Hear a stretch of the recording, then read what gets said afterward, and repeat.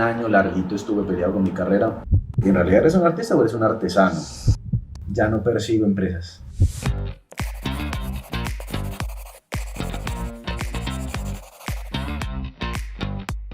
Hola gente, bienvenidos a este segundo episodio de Creativos Podcast. Gracias a todos por todo el apoyo que nos han dado, por todo el cariño, por todo el amor, por sus comentarios, por estar ahí pendientes.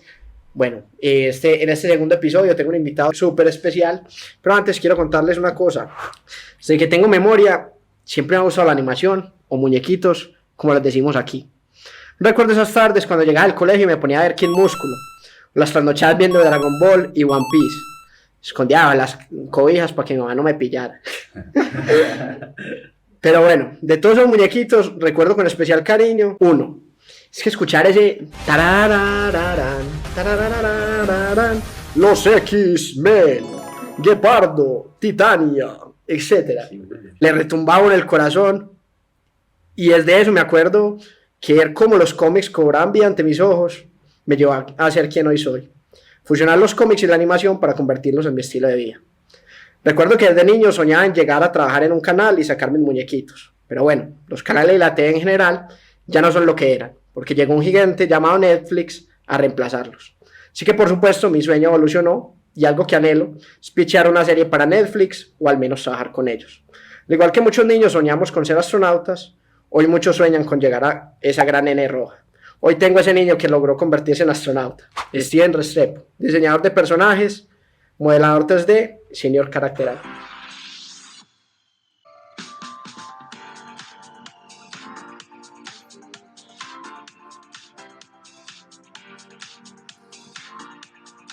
¿Cómo estás, Steven? ¿Cómo va todo? Muy bien, Samu, muchas gracias. Qué bonita introducción. No. Que viene con el talareo, el rollo. Chévere, muy bacano. No, Me gracias trajiste a un vos. montón de recuerdos. Me trajiste toda la intro de X-Men a la cabeza. ¿Cuál dirías vos que es como la complejidad del cel shading? El primero es un render completo en 3D y después pasarlo a 2D, porque por ejemplo este Spider-Verse Sí. va como por ese Claro, lado. pero por ejemplo, bueno, Spider-Verse, varias cosas. Spider-Verse trajo consigo como que un estilo que precisamente se intentó empezar a replicar como que en el resto de los estudios. ¿Por qué? Ok. Porque fue como que un hit. Claro. Fue algo muy novedoso, fue algo muy distinto, rompió directamente la barrera de lo que todo el mundo venía haciendo, que era como intentar... El estilo de Pixar, Exactamente. desde Toy Tal Story, cual. o sea, rompió todo eso. Todo lo rompió. Entonces, por el contrario, ya otros estudios se empezaron a animar a hacer las cosas más o menos por ese lado. Okay. Y pues Spider-Verse como tal tuvo una muy buena dirección, porque tuvo de todo. Tuvo realmente como que se arriesgaron y la rompieron. Claro. Pero cuando llegó el tema de cel shading, va más que todo como de la mano con el hecho de que en Spider-Verse se nota que es 3D. No intenta imitar el 2D, Ok, claro. sino que es un mix.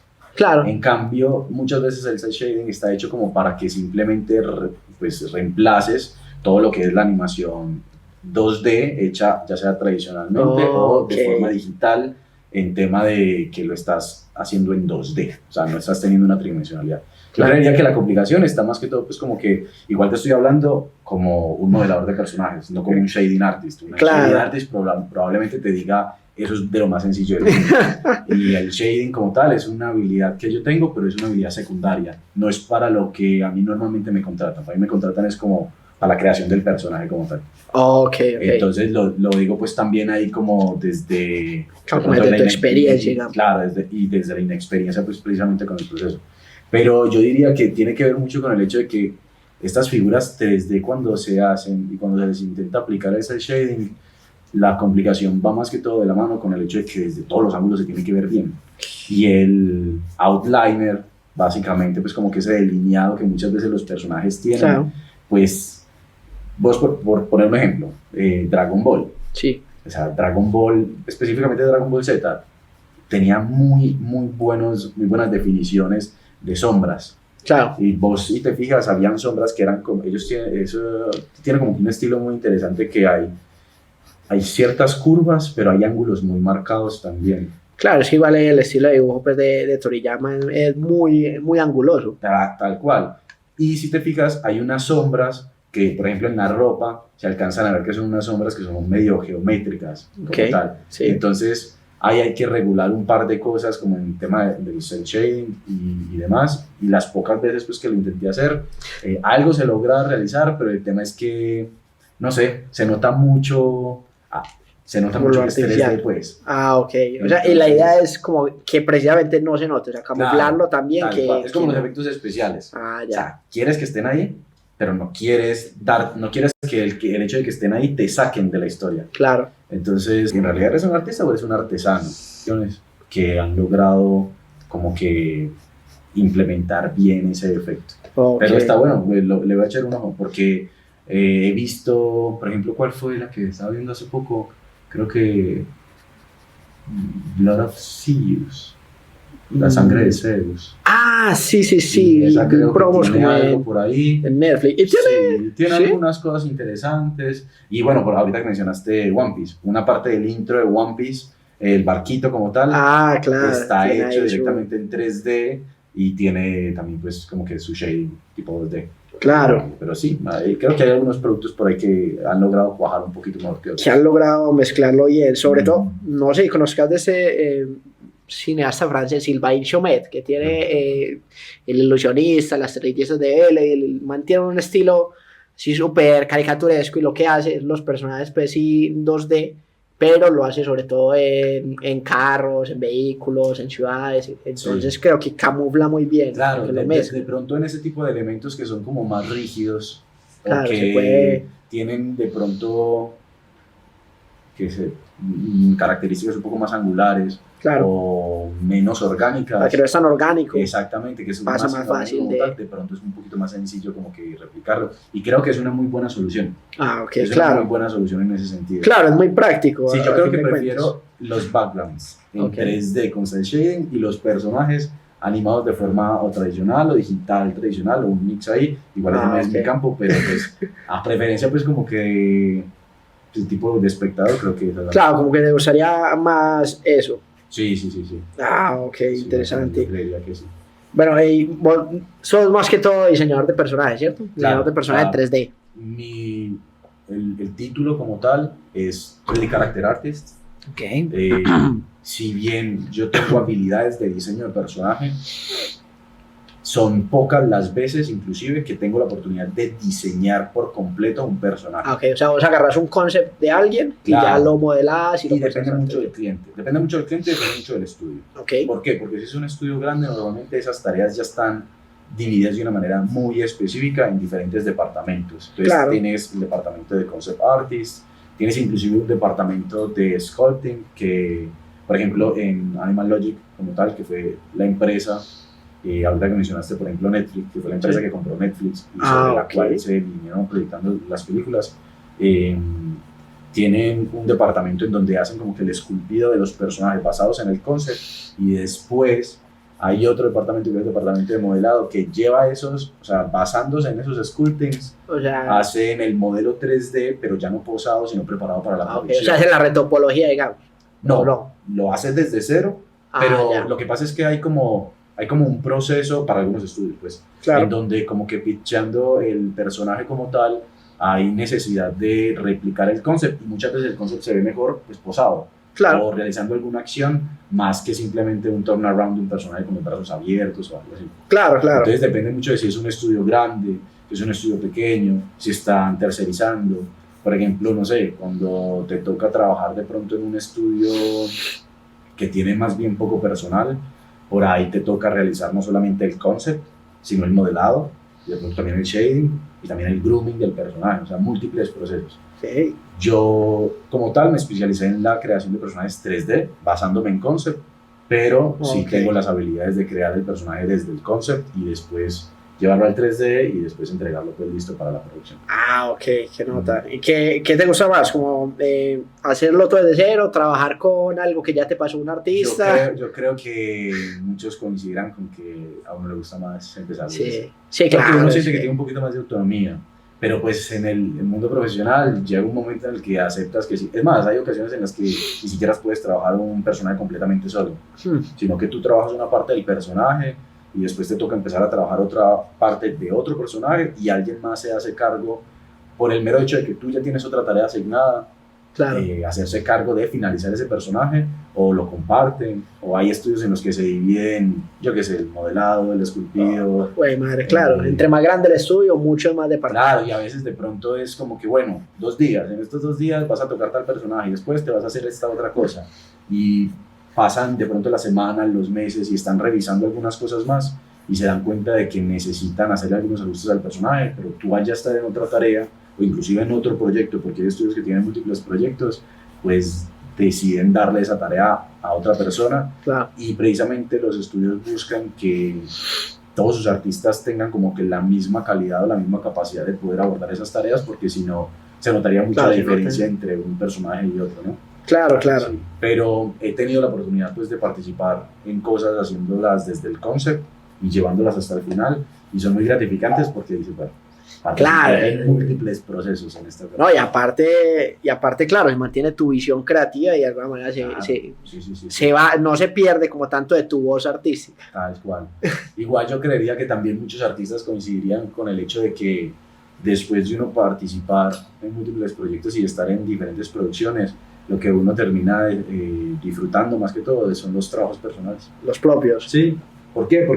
Porque aun cuando vos estás trabajando en un estudio, tienes la visión siempre de un director de arte. Bueno, Sí, depende del rol en el que te pues, encuentres. claro. Depende del rol y del el nivel en el que te encuentres. Si eres Claro. un junior, pues apenas si puedes hacer Todo el mundo de algunos chiva, retoques. claro. Si estás como mid, pues tienes una mayor participación y mayor responsabilidad. Si estás como senior, vas prácticamente a la cabeza y vas ayudando al resto de las personas. Si estás Claro. como lead, estás al principio del proyecto y eres como que la punta de lanza. Ok. Pero por encima después tienes el supervisor, después tienes el director de arte, después tienes la visión del cliente, después tienes un montón de visiones que es como que todos empiezan a meter la mano de poco en poco y de una u otra manera, pues aunque tus manos y tu conocimiento son los que ejecutan el proceso, pues la decisión de hacia dónde se está orientando artísticamente ese personaje como tal está tomada por muchas personas. Claro. Aparte está también bien. viene muy marcada a veces por el cliente, por Sí, mucho. algunas decisiones a veces hasta arbitrarias Y a veces no te gusta.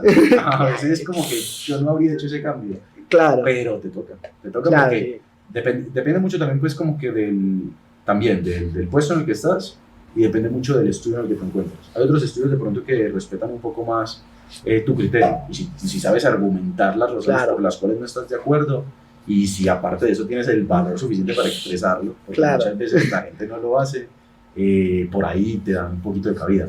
Claro, pero dirías vos que de pronto respeten más esto en cuanto a la trayectoria que tengas, o vale mucho la argumentación, o vos decís que es como una mezcla. Yo diría que ambas. Sí. Sí, porque es que también hay otros artistas a los que normalmente contratan precisamente porque sus trabajos personales son tan buenos como para que le puedan delegar completamente toda la Claro, responsabilidad sí. de qué dirección va a tomar como tal esa parte artística en el personaje. Y no solamente eso, sino que es que todos los estudios están conformados de una manera muy distinta. Entonces Claro. hay estudios que, por ejemplo, no tienen, o sea, funcionan, es decir, logran crear el producto desde el inicio al fin y sacan el producto, pero de pronto en su flujo de trabajo no tienen tan separados cada uno de los departamentos, tanto como para que haya alguien que esté guiándote en cada paso.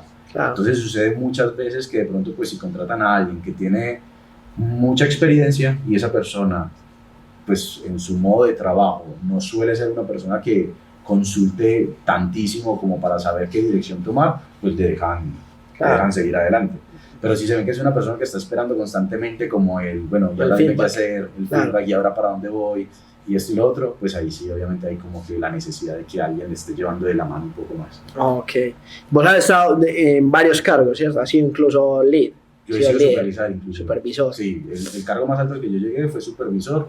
Llegué a supervisar en un estudio que se dedicaba a cinemáticas para videojuegos. ¿Qué nota? Después llegué a participar también como lead, como senior. Después de haber sido supervisor, decidí realmente dejarlo un rato Ok. porque la carga y la responsabilidad es grande y en ocasiones te separa un poquito inclusive de la tarea del artista. Porque el supervisor empieza a tener como que un poco más de gestión en otras cosas, tanto más burocráticas, un poco más de discusión, de orientación del proyecto y demás. Y muchas veces solamente te quiere sentar a hacer cosas lindas. Y ya, es lo único que quieres hacer. Sí, es que uno como artista es complejo, como que lo pongan en esos roles que quizás son tan burocráticos, tan administrativos. Sí, pero uno dice, bueno, o sea, es que llega un punto en el que uno ya empieza pues como que a tomar la balanza de, me metí en esto por pasión, Claro. pero obviamente es la forma en la que se remunera y es la manera en la que yo me gano la vida. Entonces también, siempre también está ese aspecto de hacia dónde va tu ambición, ¿no? De qué quieres hacer tú. Pero si tienes en ese año o en ese tiempo un proyecto que dices quiero un poco más de dinero, pues obviamente los puestos más altos tienden a generar mayores ingresos. Claro. Pero la realidad es que también es una forma en la que puedes decir, bueno, si yo ya trabajo como supervisor en ciertos estudios o como líder en ciertos estudios, pues me es más fácil conseguir puestos de senior en otros estudios que generan productos un poco más reconocidos y que a la vez pagan más. Es decir, tú podrías ser supervisor en un estudio que paga menos, que le paga menos que a un senior en otro estudio. Se llega a dar. ¿Por qué? Porque pues cada estudio maneja su propia tarifa, al igual que en muchos otros trabajos y demás, y ya depende mucho es como que de la preferencia pues, que tenga cada uno. Ok. Interesante eso. ¿Y cómo lograste llegar a este cargo de ser supervisor? O sea, ¿lo dijiste? ¿Te pusieron? ¿Cómo se dio eso? Yo básicamente, eso fue muy interesante porque eso fue rápido, fue muy rápido. Fue mucho más rápido de lo que yo realmente como que esperaba. Lo que pasa es que yo estaba como que tan apasionado por esto que cada vez que yo entregaba algo, yo no solamente entregaba lo que se me pedía, sino que entregaba algo más. Y entregaba propuestas. Y entregaba un pie de página básicamente del porqué de mis propuestas. Claro. Y en algún momento, de pronto en ciertos proyectos me empecé a involucrar a nivel de que, pues obviamente como yo hago una parte del proceso, es una parte pequeñita porque después de eso viene un montón de gente más que toca lo que uno hace, pues yo cada tanto con el interés de ver cómo estaba quedando la pieza iba chusmeando qué era lo que estaba pasando. Claro. Y si de pronto empezaba a ver que algo iba sucediendo como que en otro departamento que de pronto como tal también llegaba a impactar de forma negativa o que yo anticipaba en mi cabeza que podía llegar a suceder, yo lo mencionaba. Claro. Y al mencionarlo empecé a tener contacto directamente con supervisores y leads de otras áreas. Entonces de alguna manera como que asumí el rol sin tenerlo. Y precisamente por eso se me invitó a asumir el rol ya de forma oficial. Ya. Pero nunca fue como pues buscándolo ni nada, sino que posiblemente era un rasgo de mi personalidad y de mi deseo por ver que la pieza quedara bien, por el cuidado del personaje, por de pronto, no sé, es que recuerdo muy claramente que había un personaje que tenía como que una armadura que como tal tenía unas partes muy filosas y entre ellas unas sombreras.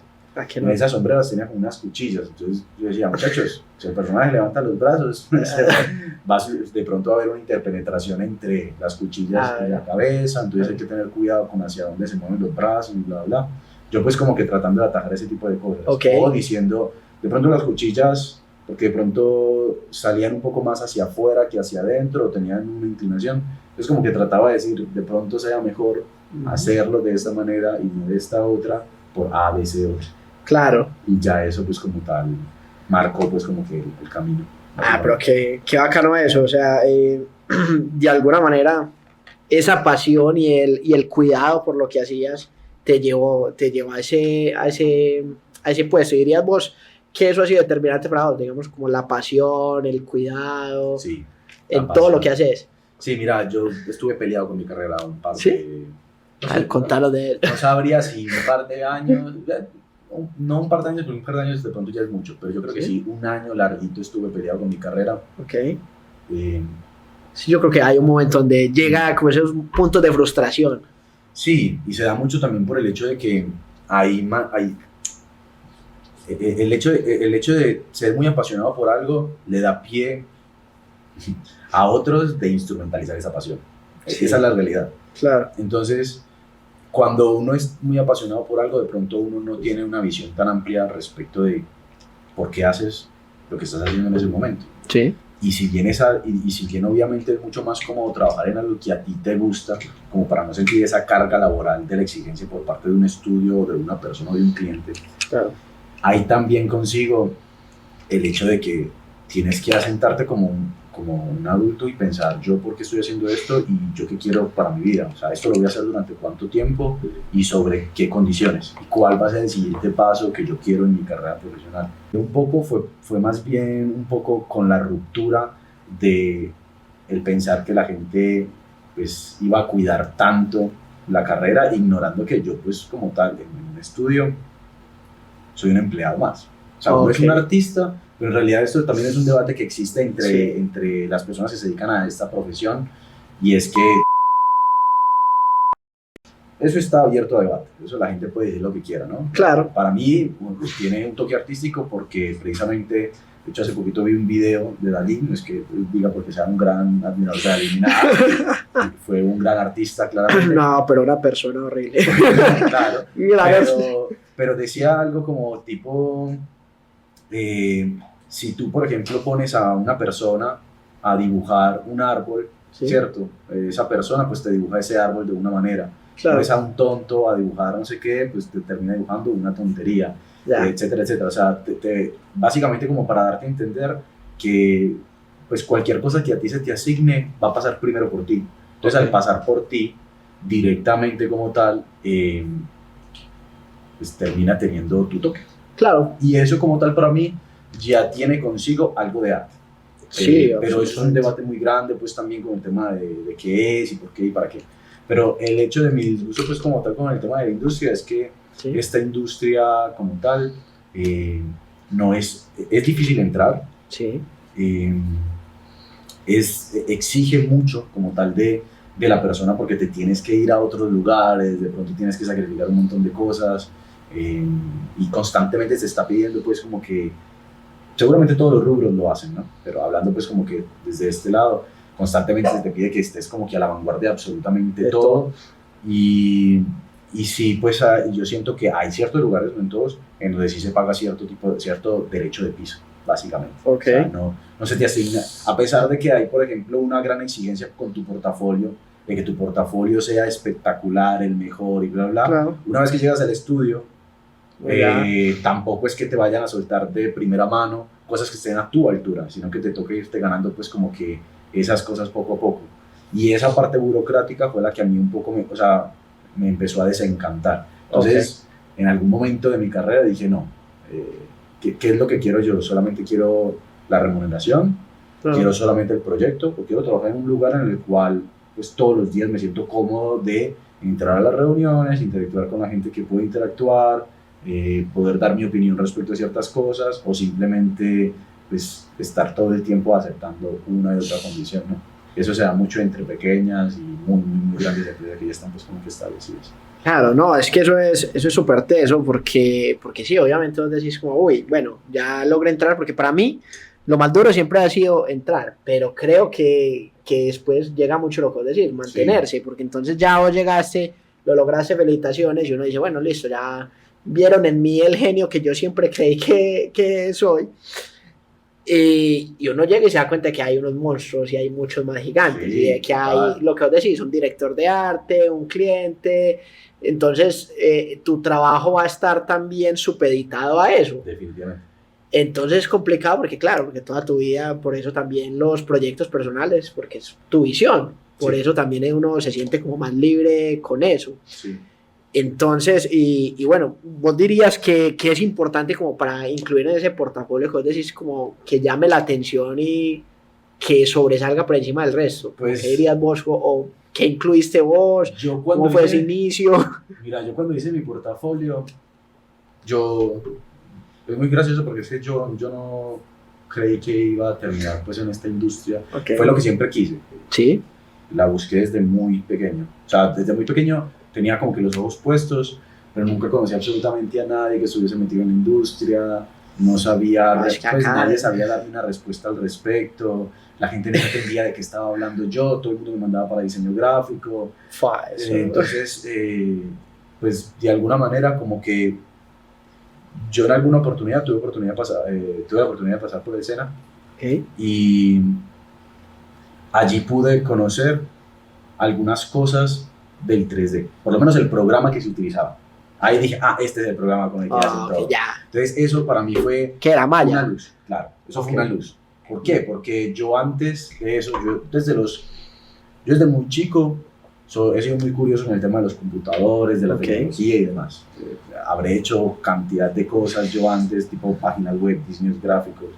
A los 14 años ensamblé mi primer computador, literal, o sea, ¿En serio? Sí, me puse a trabajar y ahorrar parte del dinero que recibía yo ¿Qué nota? y me armé mi primer computador a los 14 años, tuve servidores de videojuegos, hice bases de datos, arreglé celulares, la gente me llevaba computadores al colegio directamente y yo salía del colegio y me llevaba el CPU tranquilo hasta mi casa. Yo se lo arreglo, tranquilo.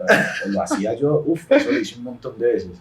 Entonces ya tenía como que mucha experiencia con el tema de los computadores y para mí era muy fácil conseguir como que información en un momento de la historia en donde internet era solamente utilizado para de pronto ingresar a MySpace, Hi5, a Hotmail, a Messenger. Era muy el computador era utilizado para cosas muy específicas, eran 6 cosas que las personas sabían hacer en el computador y ya, yo con el computador hacía otras cosas. Entonces, en ese momento,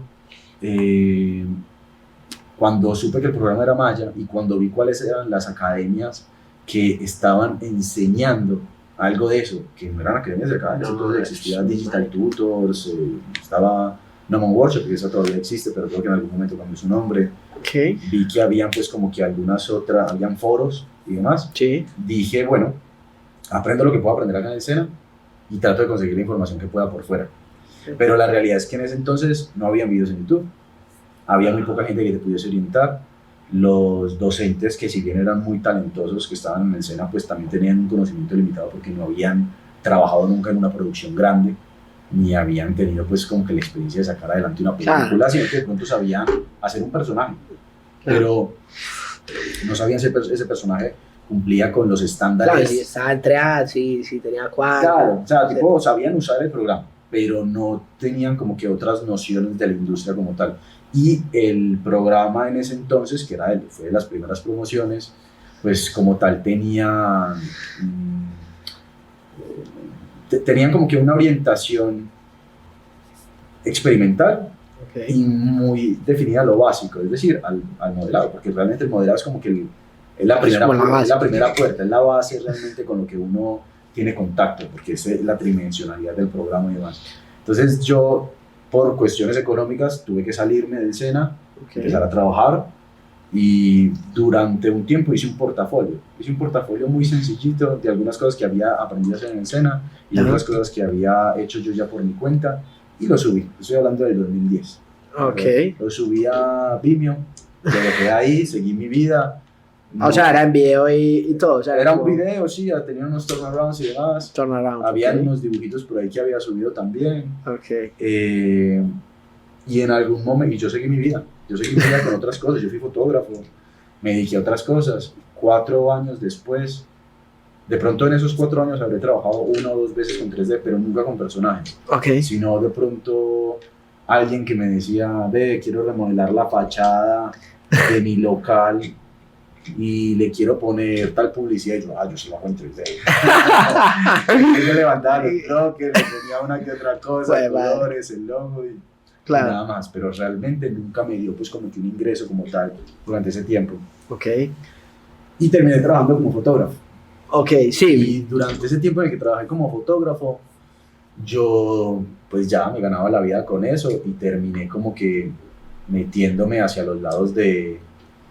Quería empezar a formalizar mis estudios de fotografía. Entonces me iba a meter como que estaba empezando a estudiar directamente. Pagué un curso, realmente una tecnología. ¿Con fotografía? Con fotografía, más orientada con el lado fashion. Y un día me entró una llamada en donde me estaban hablando del portafolio de hacía 4 o 5 años que yo había subido a internet. ¿Y te acordabas? Y yo, ¿qué? Sí, claro, tal cual, fui, bla, bla. Ese portafolio me abrió la primera puerta, pero la realidad es que cuando tú me preguntas el tema de cómo debería ser el portafolio, la realidad es que lo que normalmente yo vi que recomendaban cuando yo lo estaba armando era que buscaras qué empresas te llamaban la atención y trataras de replicar esos estilos para que precisamente pudieses llamar la atención de esos estudios. Pero hay una realidad aquí. Ese es un consejo para personas que nacieron en el primer mundo. ¿Por qué lo digo? porque es que nosotros tenemos un par de barreras. Nosotros tenemos la primera, la barrera idiomática, Claro. ¿cierto? Y la segunda barrera que tenemos es la visa. Y esa visa como tal es un papeleo que normalmente hacen en sus estudios. No digo que no te la vayan a procesar con tu primer portafolio, pero la realidad es que si quieres entrar en la industria, es mejor apuntar a trabajar primero con estudios o locales, o latinoamericanos, o hispanohablantes, Claro. o un poco más pequeños, que te permitan adquirir cierto tipo de experiencia en algunos estudios en donde se cuajan bien las cosas y construir un portafolio mixto entre pude trabajar en este estudio Claro. o en estos proyectos y en mi tiempo libre realice estos otros. Una vez que hayas pasado por ahí, que ya te puedas denominar a ti mismo junior o mid, puedes decir, yo ya me considero un senior, entonces ahora sí voy a orientar mi portafolio a lo que quiero yo, que es de pronto trabajar en Naughty Dog, si es que quieres ir para videojuegos, Claro. Santa Mónica, o Sony, o yo que sé, Xbox, Microsoft, cualquiera, o de pronto por el contrario, me quiero ir para el otro lado, quiero irme por el lado de las cinemáticas y de las películas y de las series animadas, entonces me voy por algo más toon. Pero la realidad es que es más importante también a la hora de crear el portafolio tener nociones de una producción real, saber cómo se constituye un estudio, cómo funciona un tiempo de entrega, saber trabajar de la mano con otros artistas, saber qué departamento te sigue, cuál te antecede. O sea, hay muchas cosas que solamente que no te las pueden, que de pronto, si alguien se toma la tarea y te lo explica y le sube en un blog, pues por ahí lo lees, pero memorizarte esa teoría no va a ser exactamente lo mismo que vivirla. Claro. Y de alguna manera creería yo que esa es una forma más natural de crecer y de estar un poco más apegado a la realidad y de entender que pues las aspiraciones y los sueños que uno tiene se van construyendo peldaño a peldaño y no esperar pues que con aprender el proceso y crear el portafolio, pues el estudio más grande con el que siempre soñaste te va a llamar de primera mano. Ese proceso, la realidad es tan cruda como esto. A mí me tomó 10 años llegar al estudio en el que yo siempre soñé estar. Okay. Y a un chico de recién graduado de la universidad que nació en ese país, ese fue su primer trabajo. Entonces a esa persona le tomó simplemente estudiar en una academia que como tal tiene profesionales y tiene toda la tecnología del mundo, que está en el país, que no tiene que procesar una visa, que no tiene que aprender un idioma y que puede entrar a través de una práctica. Claro. Porque de la forma en la que aquí existen las prácticas, allá también lo hacen. Claro, también. Y lo hacen a gran escala. Exactamente, a gran escala. Entonces, nosotros desde Latinoamérica y desde Colombia contamos con una desventaja que con el tiempo, sabiéndolo trabajar, se convierte en una ventaja. Y eso yo creo que es algo que la gente tiene que aterrizar primero.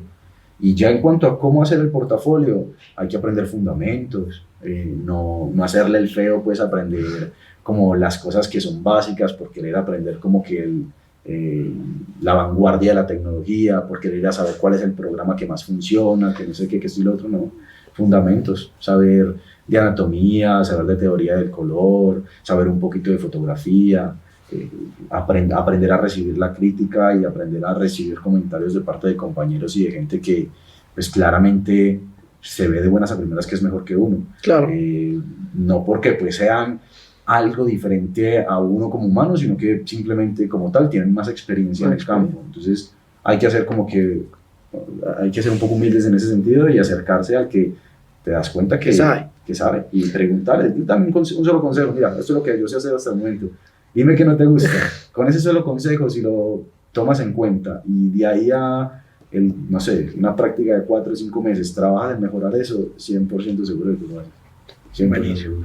Buenísimo eso, Steven, ¿no? Y de hecho, eso que vos decís es un consejo que yo he escuchado mucho, porque uno tiende a creer, o yo creía al principio, pucha, no, es que un portafolio tiene que ser de los mejores trabajos que he hecho, entonces uno empezaba a coleccionar las ilustraciones, entonces apareció una ilustración de un cuento, una ilustración de otra cosa, lo hacía como sin un propósito definido, pero cuando uno dice, bueno, no, lo voy a hacer de diseño de personajes, y aparte voy a ver una empresa, voy a buscar una empresa y voy a ver un estilo similar a algo que me gustaría hacer, porque de hecho, pues, por ejemplo, algo que aconsejaban mucho, porque yo veo muchos videos de gente que aconseja, un recruiter de DreamWorks creo que era, decía, algo que ustedes pueden hacer es tomar, por ejemplo, Kung Fu Panda Sí. y crear un proyecto parecido a Kung Fu Sí, Panda claro. con esa estética y ustedes crear los personajes, Sí. no hacerlo dentro del mismo universo, porque claro, si das con una persona que sabe, con una persona que conoce, va a decir, no, pero ese no es el estilo que se usó, Sí. sino tomarlo como referencia y de pronto también tomar estilos, Sí. cutout,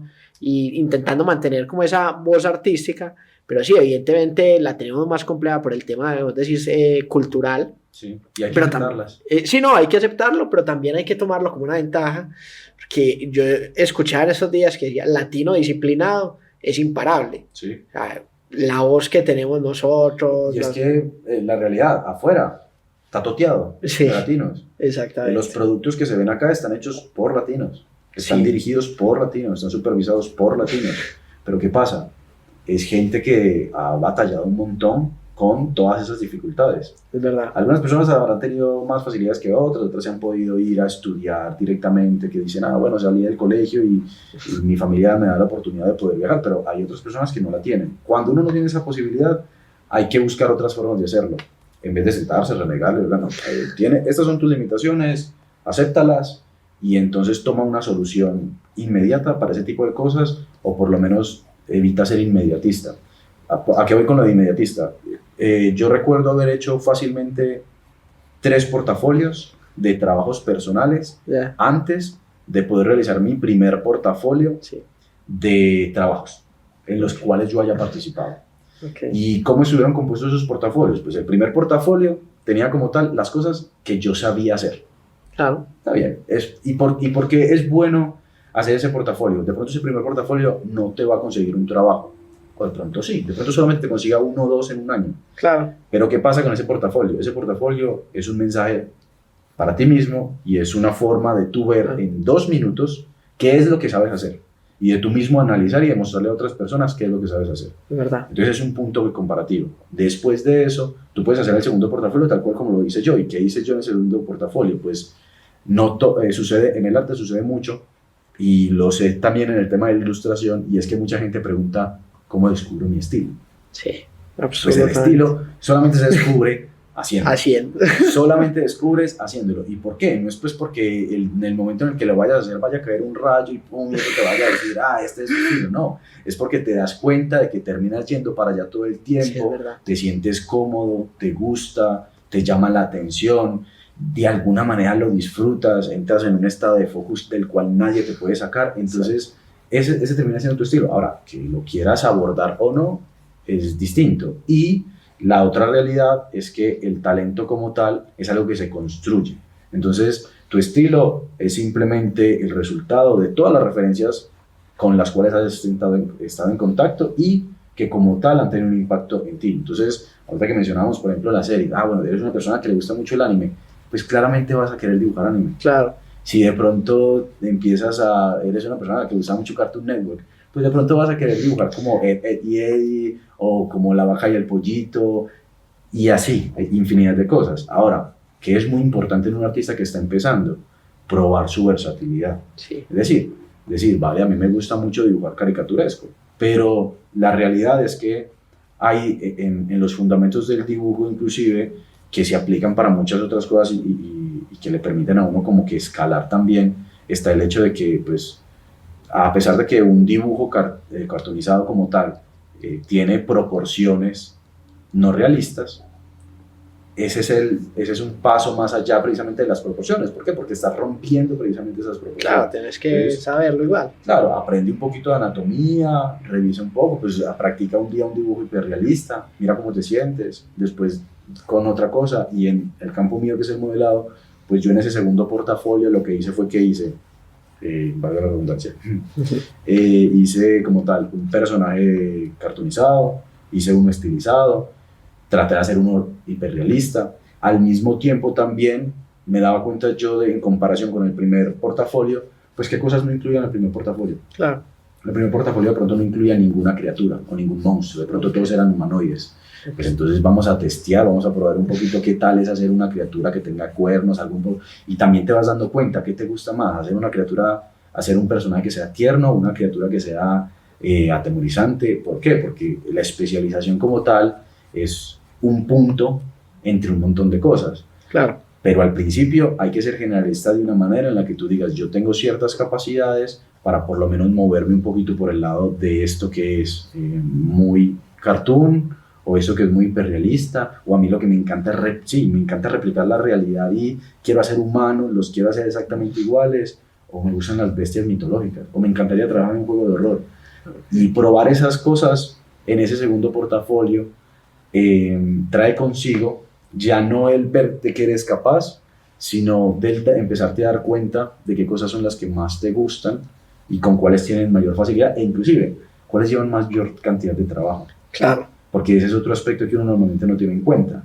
Pues porque por ahí puede ser que te guste mucho hacer un personaje hiperrealista, pero por ahí puede ser que conlleve mucho más trabajo, el doble de tiempo, el triple de esfuerzo, y lo estoy usando solamente como una referencia, no por decir que sea así, Claro. que otro tipo de personajes. Y por ahí dices, pues, está bien, esto me apasiona, pero de pronto no me apasiona tanto como para pasarme 2 meses haciéndolo. De pronto me apasiona más el hecho de crear múltiples veces ciertas cosas, y ahí es donde decido, pues, creo que preferiría ser un personaje de tipo, no sé, cartunesco, que no tenga tantísimo detalle, sino que se enfoque más en las formas primarias, secundarias y demás.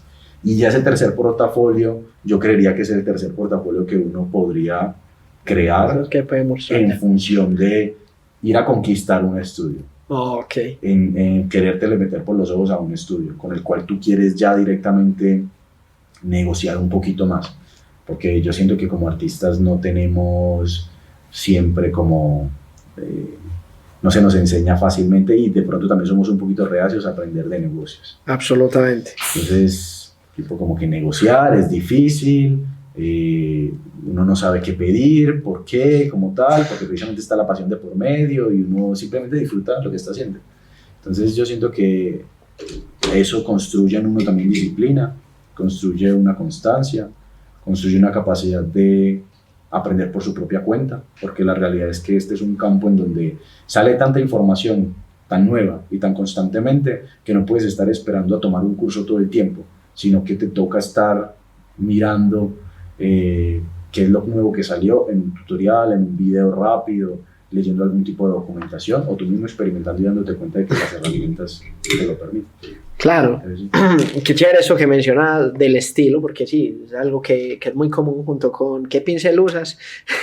Está en la pregunta de cómo descubro mi estilo, y yo creo que eso no es una búsqueda tan consciente, porque el estilo se va dando en lo que vos decís, en qué es lo que te gusta a vos, qué referentes tenés, y aparte en algo muy fundamental que es vos cómo resolvés un problema que se te presente, vos cómo resolvés, porque de alguna manera dibujar, ilustrar o modelar es resolver problemas, y de qué manera vos vas resolviendo eso, qué manera entonces vos, si te cuesta hacer manos, entonces las estilizás, de qué manera vos, si te gustan los ojos, entonces esos ojos más grandes, entonces eso es súper interesante. Entonces, si nos hablan un poco de cómo llegaste a Netflix, cómo lograste eso, que fue como... Pues mira, la realidad es que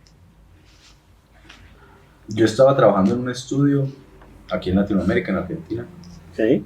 y yo quería dar el paso pues como que a un estudio más grande. Okay. Y me puse en contacto con un estudio que se llama Animal Logic. Okay, sí. Y ese estudio pues ya había hecho varias películas anteriormente. Había hecho películas como, ellos hicieron una película de Happy Feet, de los pingüinitos, Sí. habían hecho la película de Lego Batman, hicieron una película que tiene como unos búhos ahí que son súper bacanos. Ah, Gahul. Creo que Creo sí. que se llama así. Participaron en otras cosas como tipo en Matrix, Okay. en Godzilla, en varias cosas. Sí. Y apliqué a ese estudio. Ese estudio, la película para la cual yo fui contratado, es una película que se llama The Shrinking of the Tree Horn, pero esa película como tal fue cancelada. Ah, muy bueno. Entonces fue medio incómodo porque era como tipo, te contratamos para esta película, trabajaste en esta película ya, claro. Iba a ser dirigida por Ron Howard, entonces como que queda la película cancelada, pero el estudio tenía otros proyectos a la par, Okay. otros proyectos de mano. Y entre esos proyectos tenían el proyecto de Leo. Okay. Leo se estaba realizando en otra de sus sedes y era para Netflix. Entonces el estudio, como tal, Animal Logic, estaba trabajándole a Netflix, ¿vale? Ok. ¿Qué pasa? Que durante ese tiempo Netflix decide comprar Animal Logic Ah, ok. como su estudio. Ah, ok, ya. Netflix tiene otros estudios más. No me atrevo a decir cuáles porque no tengo la certeza, Ok. pero sé que son otros 2 o 3 estudios más, que son propiedad de Netflix. Ok. ¿Por qué? Porque es que Netflix como tal es la plataforma a la cual uno entra y demás. Entonces, Claro. como plataforma, ellos pues, compran películas que no fueron producidas por ellos, pero al mismo tiempo ellos tienen estudios que les producen sus propias películas. Ok. Leo fue una de esas. Ah, Entonces, pues, honestamente, pues, yo diría que no sé qué suerte. No sé cómo decirlo. Entonces, yo sabía que iba para una película, Ya. sabía que la película iba a ser proyectada pues, en una plataforma de streaming, Ya. sabía que iba a ser Netflix como tal, pero no sabía que me iba a encontrar con el hecho de que Netflix iba a comprar ese estudio. Ah, ok. Y honestamente, pues, suena grande. Yo honestamente no lo considero... No, o sea, No, o sea, yo lo considero como, bueno, está bien, fantástico. ¿Por qué? Porque hay mucha gente que en este momento tiene la oportunidad de hacerlo y de pronto, pues, el tema es entrar en la industria, de romper, pero hoy en día, hoy por hoy, en realidad es sencillo porque es que hay mucho material de estudio. ok. Hoy en día se puede hacer y lo único que uno necesita hacer es tener confianza, investigar y buscar y uno lo logra en realidad. Ok.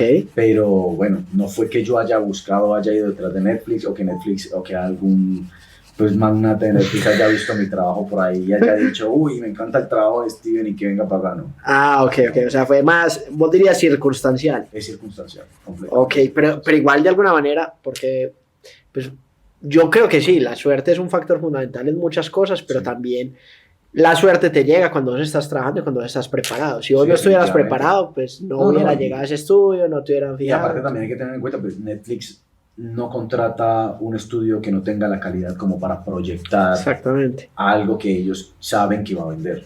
O sea, la película de Leo como tal estuvo como... Pues no Adam sé, Sandler de productor exacto, incluso. o sea, y La voz durante de Adam un buen Sandler. tiempo estuvo pues en el top 10 y shalala.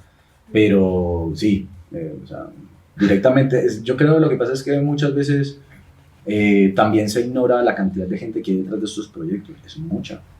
O sea, yo sé que la gente, una vez que termina la película, solamente se ven los créditos cuando es Marvel, porque después de los Ok. créditos hay algún punchline por ahí de pronto metido, algún cortico, Claro. o algo que les da pues La como escena por ahí. post-crédito, algo como, bueno, esperemos. Exactamente, nada más. Pero de resto, si tú te sientas y ves los créditos, la cantidad de gente es abrumadora.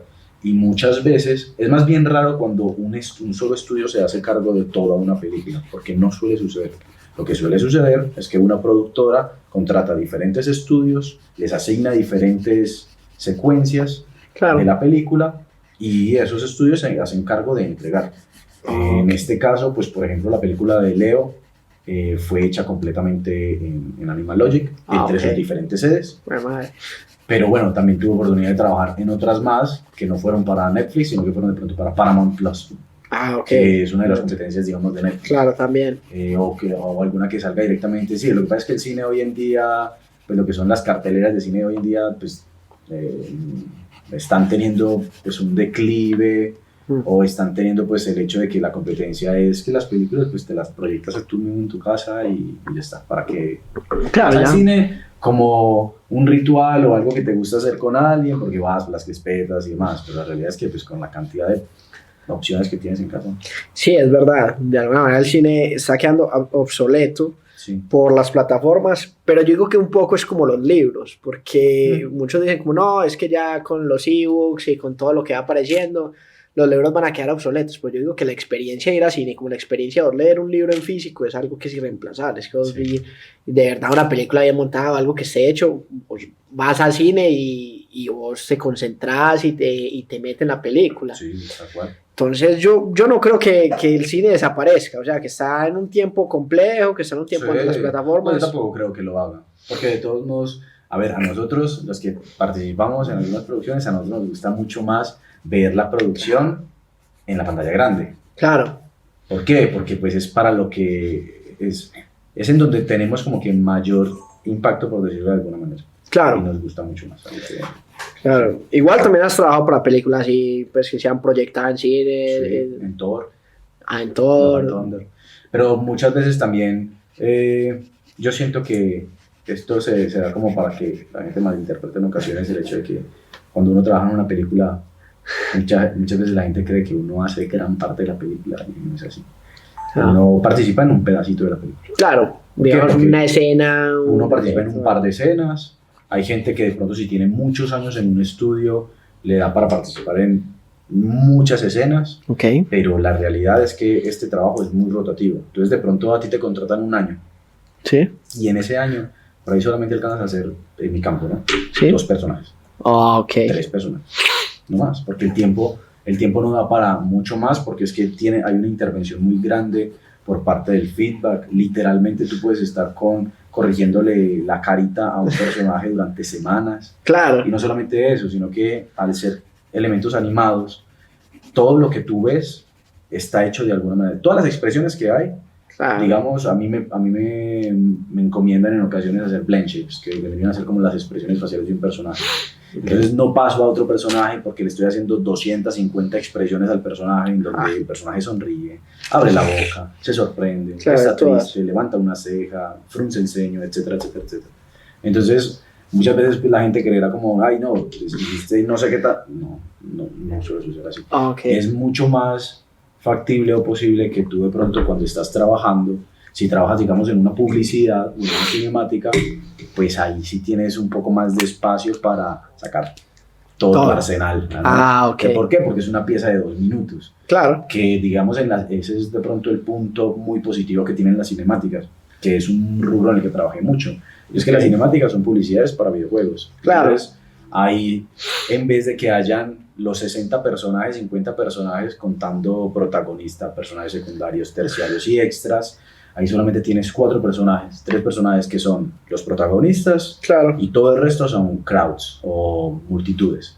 Ok. Entonces, Claro, te tú puedes concentrar. te puedes concentrar en trabajar solamente en esos personajes y básicamente la pieza tiene consigo toda tu habilidad, todo tu folclore, todo tu estilo, todo lo que tú le inyectas. Ok. Pero cuando son películas, tú trabajarás en una o 2 cosas y te puede tocar que el supervisor, el lead, el director de arte tenga tanta confianza en ti como para que tú hagas el personaje principal, o puedes tener la mala suerte de que te toque hacer un personaje que es extra y aparece en toda la película durante, no sé, 3, 4 escenas.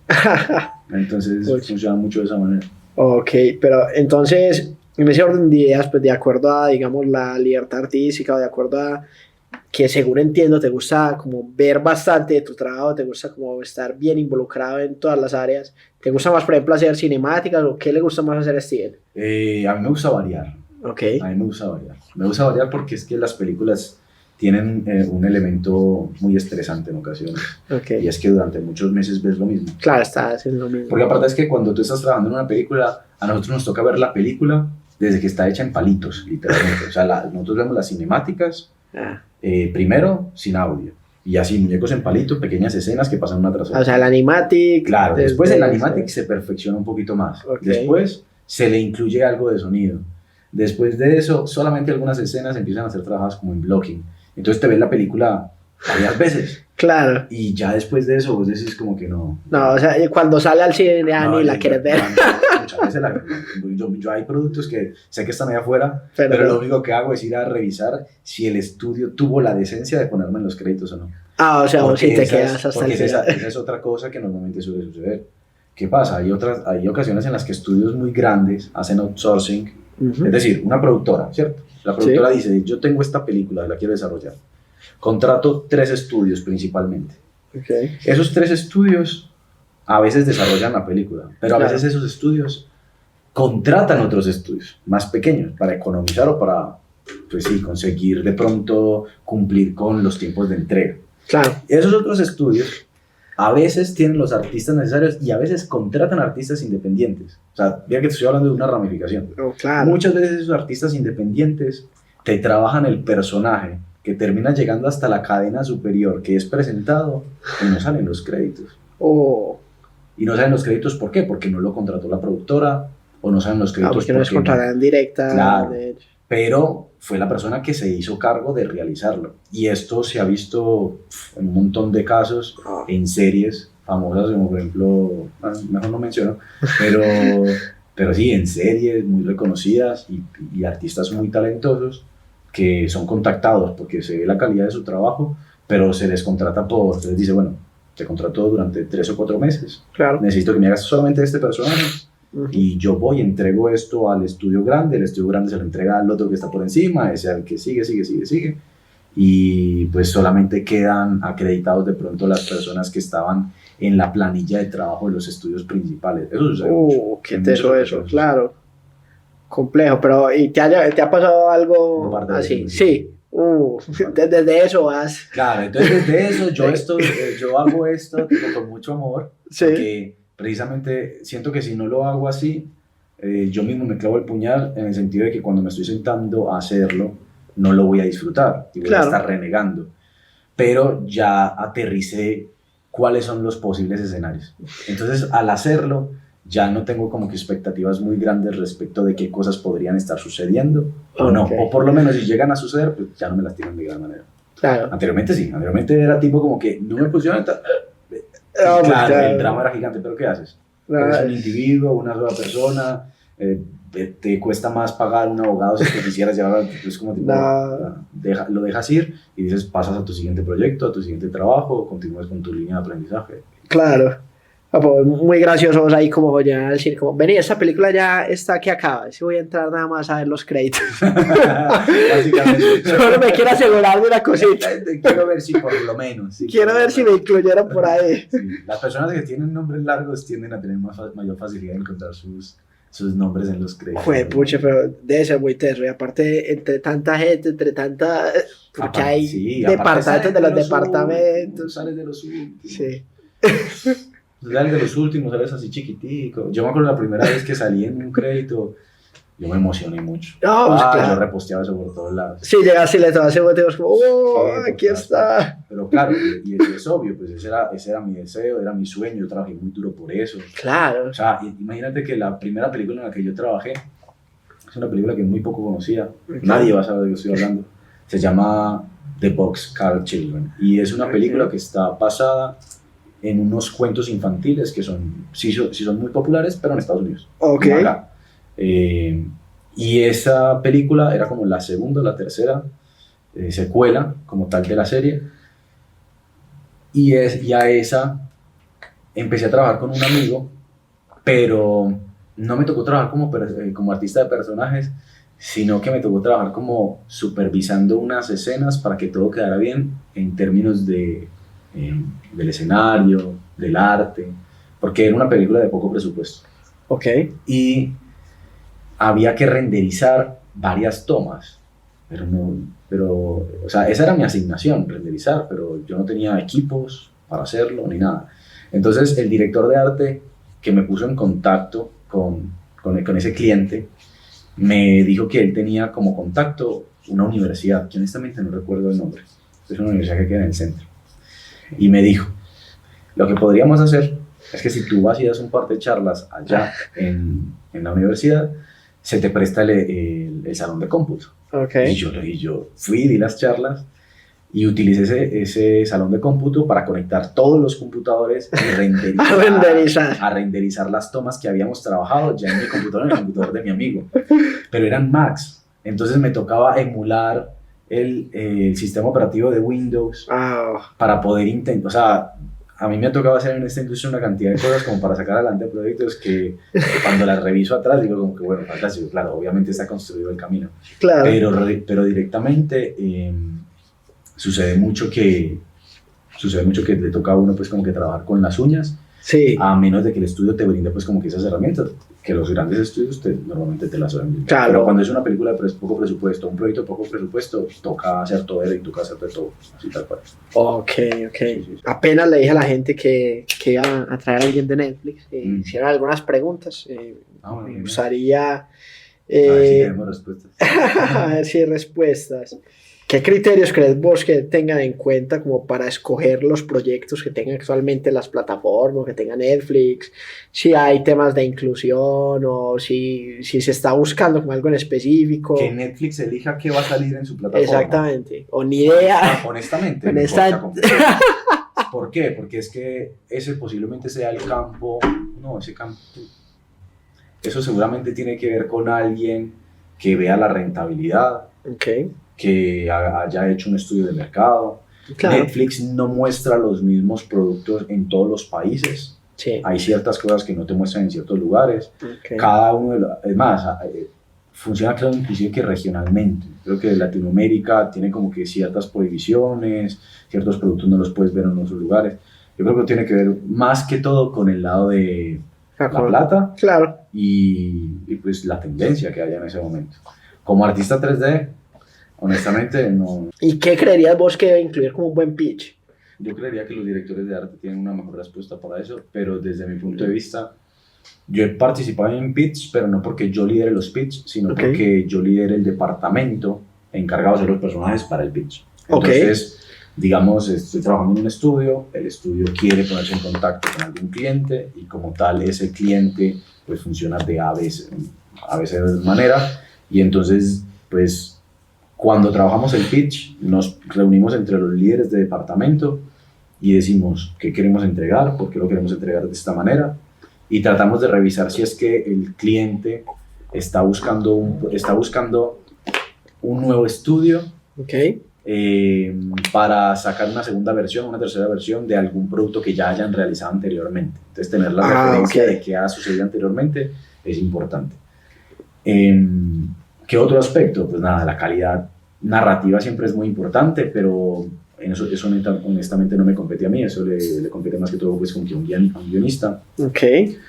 La parte pues que me compete a mí es como cautivar los ojos de pronto del cliente a través de los personajes, que la persona se pueda sentir identificada o se vea atrapada por la calidad del personaje, que digas pues como que este personaje está bueno, está chévere, mira, me gusta mucho el diseño. ¿Por qué? Porque hay ciertos personajes que como tal tienen pues ese tipo de características que te terminan capturando o terminan sirviendo eventualmente para merchandising y demás. Pero también va muy de la mano con el hecho de que decisiones hayan tomado anteriormente pues como que los directores a la hora de decir, bueno, vamos a hacer el pitch y lo que queremos entregar es esto. Interesante. ¿Qué dirías vos que es fundamental así o que incluís vos siempre como en un buen diseño de personajes? ¿Hay algún parámetro, hay algo que vos sigas o es más que todo como dependiendo del proyecto? Para mí tiene que ser un poquito creíble. Yo tengo que sentirme un poquito en contacto con el personaje. ¿Identificación? Sí, de alguna manera también tengo que sentir que es raro, pero hay un punto en donde el personaje hace clic. Hay un momento en el cual tú estás trabajando que dices como que este personaje, pues obviamente al principio todos los personajes eran terribles, especialmente en el 3D, ya trabajan como que con plastilina, entonces pues al principio se ven muy deformes, tú simplemente estás agregando capas y capas y capas de volumen, después estás como que empezando a perfeccionar un poco como que la silueta y demás. Para mí tiene que cumplir con los principios básicos pues, pero después de eso yo siento que hay algunos aspectos que tienen que ver más con el hecho de cuando ves el personaje, te cautiva o lo pasas de largo. Y si te cautiva, en ocasiones eres capaz de darte cuenta de qué es lo que te hace ir a ese porqué. Y en ocasiones, si no sabes, puede ser hasta mejor. Porque es directamente como que una esencia que se le termina instalando al personaje. Yo tuve una oportunidad de hablar con el productor de Shrek en algún momento. Él venía mucho para acá, para Colombia. Y él, pues, estaban buscando realizar como que algunos proyectos acá y demás, con temas educativos, etcétera, etcétera. Y en alguna ocasión hablando con él me decía, me gustan mucho los personajes que tú haces porque se sienten vivos. Y yo creo que ese comentario como tal, pues a mí me marcó también como que un deseo de precisamente perseguir eso. Claro, irte por ahí dice, claro, eso es. Eso es lo que yo quiero, que los personajes se sientan vivos. Entonces, de pronto, ¿a qué le atribuyes tú pues como que la característica de estar vivo? Pues pueden ser un montón de cosas, porque aparte tu personaje es toqueteado por otros departamentos más adelante. Pero también hay otros aspectos, hay algunas limitantes que normalmente uno tiene en el tiempo, que son precisamente el tiempo, los recursos, el hecho de que no eres el único que toma decisiones. Es un trabajo muy compartido. Muy, Sí, muy demasiado. compartido, demasiado compartido. Demasiado, sí, yo creo que es fundamental. Jack Kirby, el creador de cómics, decía, es que mis personajes ya vivían antes de que yo los dibujara. Entonces yo creo que un poco es buscar eso. Sí.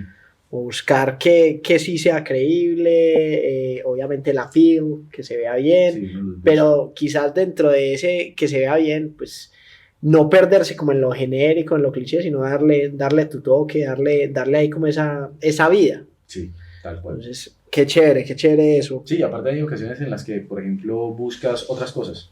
Porque precisamente ahorita que hablamos del estilo, hay ocasiones en las que no importa qué estilo tengas, a veces quieres cambiar el estilo. Claro. Y a veces quieres perseguir, ponerte a prueba con otras cosas. Yo he hecho personajes que, más bien, lejos de estar vivos, lo que buscan es ser dinámicos. Okay. Que no necesariamente es lo mismo. O simplemente quiero probar algo distinto como tal. O quiero es, por el contrario, tratar de generar una alegoría, algo gráfico con lo que siento en ese momento y digo, me gustan este par de elementos, no me quiero complejizar demasiado y quiero sacar adelante algo que sea dinámico y tenga estas características.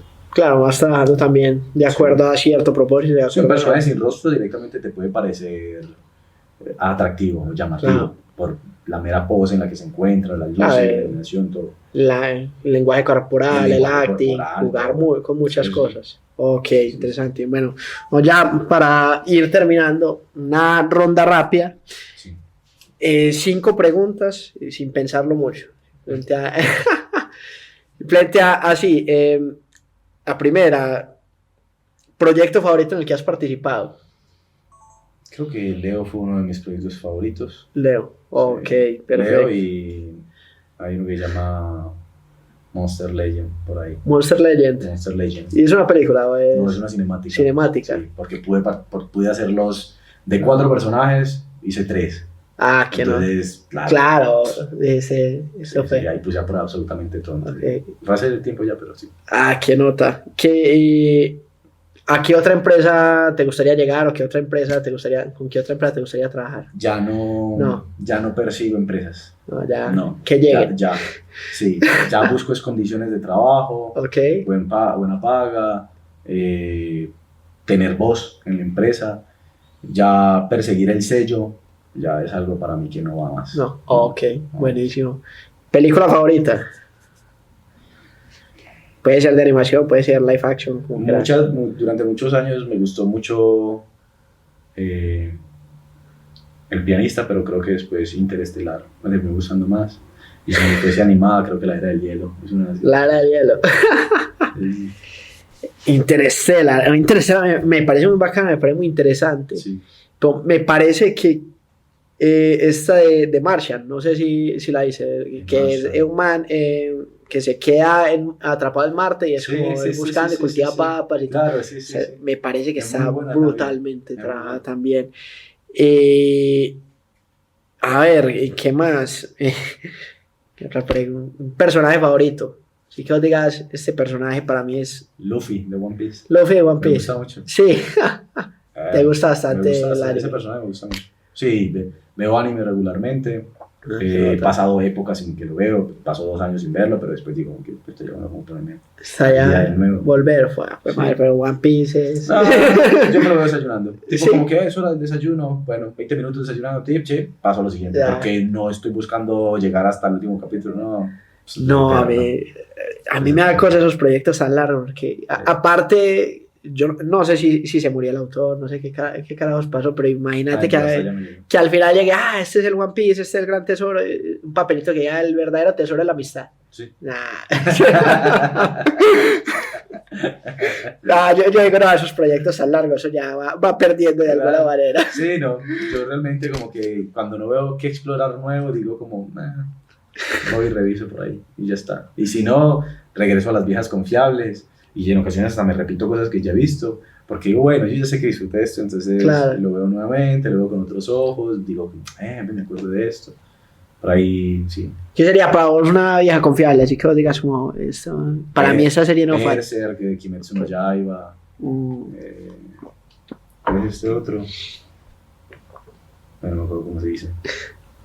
Pero bueno, hay otro por ahí muy bueno, que también es como Me gustan mucho las temáticas como que tienen que ver con demonología, magia y cositas así. Ah, ok, como mitología, Sí, medioevo, cuando quiero estar todo un eso. poquito más chill, me veo, no sé, las de Estudio Ghibli. Ah, ok. Pero de resto, sí, busco algo así como que tipo anime, que tenga poderes, buenas animaciones. Me relajo y ya está. Si tiene que ver pues con el lado de anime. Ya si son otras cosas, pues, series o películas que me gusten. Me gusta mucho Better Call Saul, Ah, series de ese estilo. Breaking Bad lo es, Breaking me Bad, imagino sí, que. pero prefiero Better Call Saul. Sí, hay mucha gente que dice que prefiere ver Call Sí. Saul, güey, Inclusive, pucha, por ejemplo, nunca hay verla. otras series que me gustan mucho, como Atlanta, me la volvería a ver. Atlanta, tranquilamente. Sí, no sé, hay un montón de series por ahí muy buenas. A mí voy cambiando como el que tiempo. obviamente el propósito, primero conversar, agradecerte por todo, por aceptar la invitación, por tantas enseñanzas tan valiosas. Y bueno, no, pues darte la caricatura. Espectacular. Qué bueno. Es- Es de lo más feliz. Está muy, muy bueno. Bueno, no, me alegra mucho que te haya gustado. Parce, Gracias a Dominic. no, gracias a vos, Muy gracias lindo, a vos. muy lindo. Qué Gracias a bonito. vos. Lo voy a colgar en la casa. Ah, de En una, la sí, por oficina, lo voy a poner eso. ahí en la oficina. Yo me hice una oficina ahí para trabajar. Ah, sí, sí, hay que comprar el marco.